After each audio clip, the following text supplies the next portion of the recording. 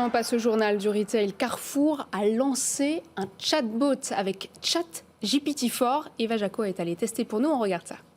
Faire ses courses en ligne n'aura jamais été aussi simple. C'est l'ambition du groupe Carrefour qui s'est associé au géant de l'intelligence artificielle OpenAI pour créer un chatbot. C'est ce qu'on va tester.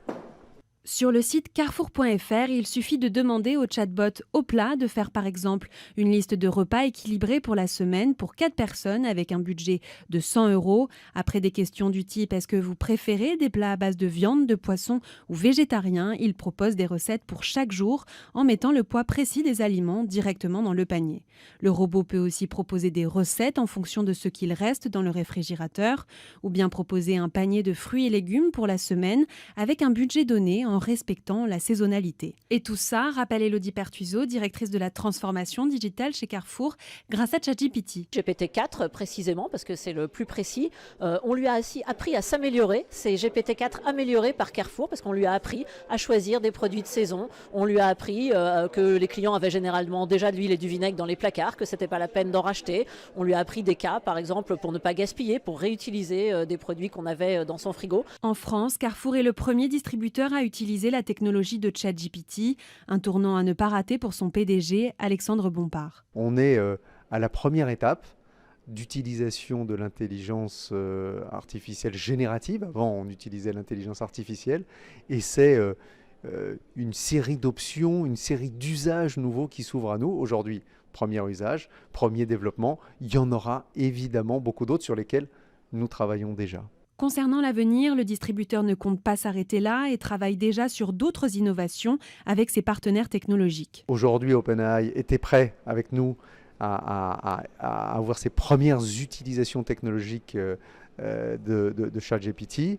On a travaillé ensemble, on s'est lancé, on est ravis de ce qu'on fait avec eux. On aura plein d'autres idées de développement avec eux, mais ça ne veut pas dire évidemment que c'est exclusif. On continue à travailler avec d'autres partenaires, bien sûr. Des grandes entreprises technologiques. Google est un partenaire avec lequel on travaille depuis longtemps. Au-delà des géants comme Google ou Microsoft, Alexandre Bompard veut également nouer des partenariats avec des startups sur ces sujets-là, de manière à créer un écosystème d'innovation. Et puis suite du feuilleton Casino, le groupe Teract retire son projet de reprise pour lequel il était en négociation exclusive avec la direction de Casino depuis le mois de mars. Que s'est-il passé, Eva, et où en est-on aujourd'hui ?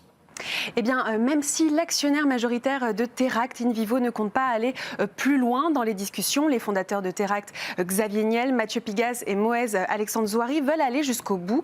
Mais en solo, ils mettent 200 à 300 millions d'euros sur la table et comptent s'appuyer sur des créanciers pour lever plus d'1 milliard d'euros. Une offre qui leur permettrait de rivaliser avec celle du milliardaire Daniel Kretinsky. Il y a donc toujours 2 propositions en cours pour sauver Casino. Et dans le secteur du prêt-à-porter, Princesse Tam Tam et Comptoir des Cotonniers sont dans la tourmente. Ils devraient fermer des dizaines de magasins. Oui, le groupe japonais Fast Retailing, maison mère d'Uniqlo, à qui appartiennent les 2 enseignes françaises, a annoncé la fermeture de 55 magasins Comptoir des Cotonniers et Princesse Tam Tam sur les 136 points de vente présents en France. C'est une réduction de 40% de leur parc de magasins. Au total, c'est également 300 postes qui devraient être supprimés. Des fermetures qui font suite au projet de refonte de la stratégie de distribution et de réorganisation du réseau de points de vente qui a été dévoilé le 23 mai dernier. Le groupe souhaite développer un réseau de boutiques qui proposerait une offre vestimentaire qui allierait les 2 marques. Et pour terminer ce journal, Mata Capital rachète Marc Avenue, pionnier de l'outlet. Quelle est l'ambition de l'investisseur de l'immobilier ? Oui, l'objectif, c'est de relancer ces modèles de magasins d'usine. Mata Capital reprend la gestion opérationnelle des centres outlet Marc Avenue et a racheté 4 des 7 centres exploités par la marque. Le concept de l'outlet devrait se réinventer. Au programme, modernisation des sites, renouveler aussi l'expérience client avec un mix merchandising. Au total, Marc Avenue travaille avec 600 enseignes pour 400 millions d'euros de volume d'activité. Merci beaucoup Eva Jaco pour ce journal. On passe tout de suite au Focus avec Jean-Marc.